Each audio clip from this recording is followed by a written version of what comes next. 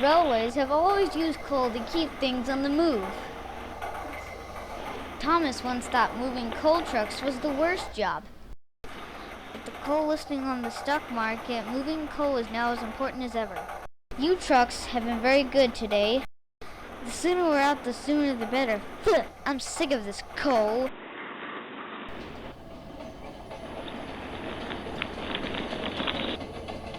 Thomas headed out of the coal yard into the open country.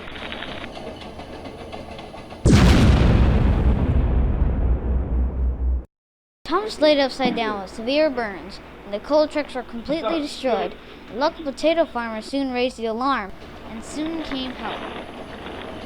Earl arrived with Jim the crane and the back control. Well, I've seen some accidents in my time.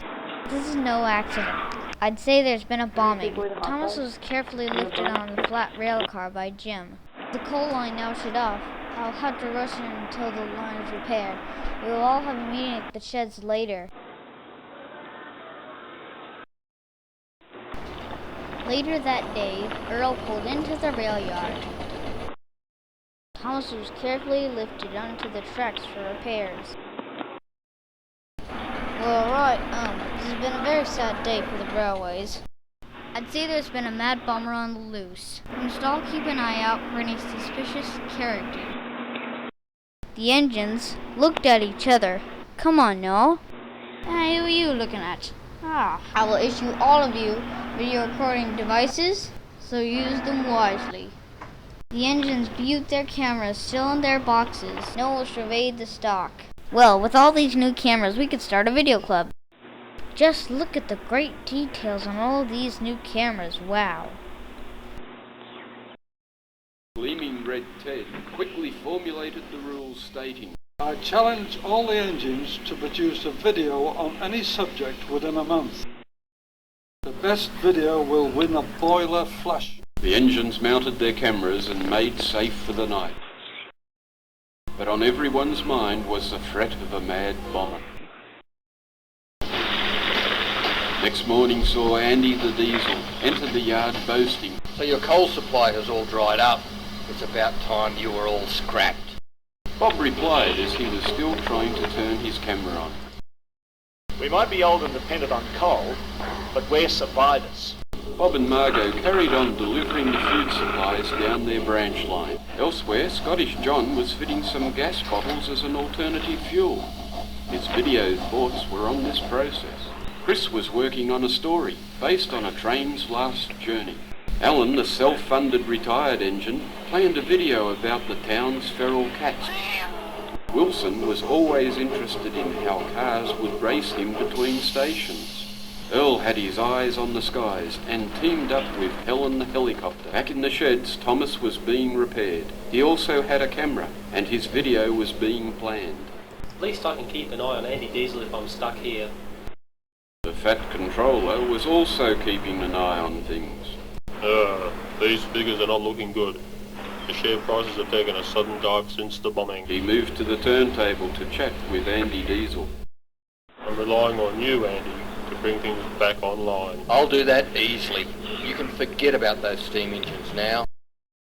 Just the diesel I wanted to see. I have a small but important job for you. Something we'll have to keep secret. Very secret. The Diesel looks at Andy and says nothing. Andy's secret plans are whispered to the Black Diesel. That's my boy. I like the quiet ones. No back chat. Like I get from those clapped-out dinosaur steamers. Same goes for you coal trucks. Clogging up every siding, serving your masters with stinking coal. What's that blue paint on your driver's cab? Have you been repairing that pesky Thomas engine?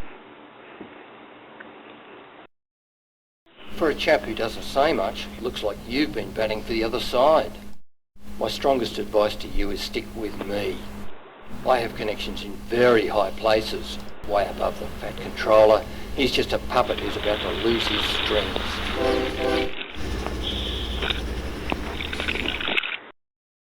2 weeks had passed and the engines assembled at the rail yard. Off in the distance a storm was brewing, so all the engines packed into the sheds. Thomas was almost repaired and was being fired up to check for any boiler leaks. Fat Controller made a brief announcement. I hope you're all getting used to your new cameras. Keep up the good work. Ted was curious about the videos. Okay lads, we'll have a short movie night just to see how you've progressed. Earl was the first to show his work. The engines hissed at the first video. They had never seen the sheds from the sky before. I put my camera in the helicopter. Hey, just have a look at this where I went. Boy, there's some tremendous shots. It's a bit shaky, this. Oh, I don't like heights. Why is it shaking like that? Oh, it's all wobbly. Why don't you use a tripod? Oh, look at those sheds right down there. Wow. An outstanding effort, Earl. Excellent titling, good composition, although some shots a little shaky. Bob was next, but was unable to remove the tape from his camera.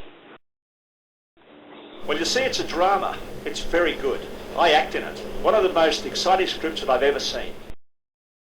Okay, Bob, don't give the story away. Chris, have you got something to show? Chris's video played, and silence fell upon the shed. The lightning outside enhanced the story as the thunder broke the silence. Now that's a video. It sends shivers through your boiler. A fine example of how all videos should be made. Alan, it's your turn. A little different. Seems like you shot the tracks, not the cat. Wilson was next, but explained. Well, you see, I had this accident. The car ran over my camera. Terrible voice of it. Ted seemed bemused by this and called for Scottish John.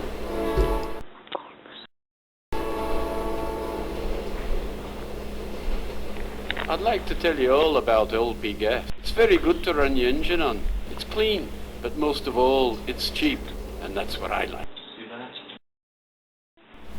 Yes, a solid industrial video, John. Well done all.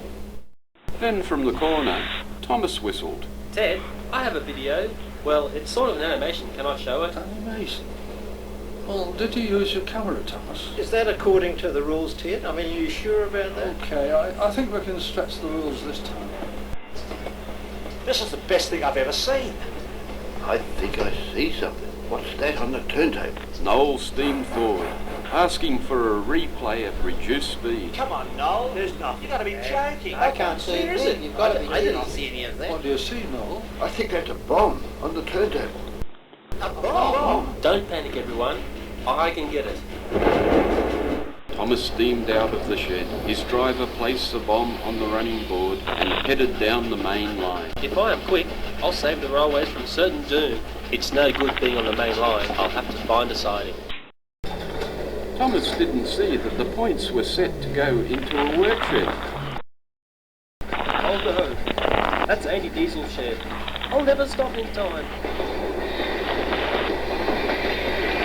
Andy couldn't believe his eyes. Oh no! Help! Help! No! Crikey! Not me!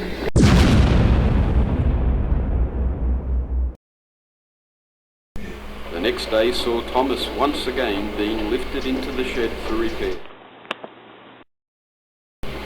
Well, Thomas, you saved the railways and your video showed the bomber hard at work. Just then, the Fat Controller arrived with the police. I've heard the mystery of the bombings is solved. That's right.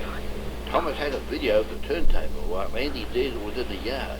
I noticed a suspicious character lurking near his fuel tank, and we believe that character is you.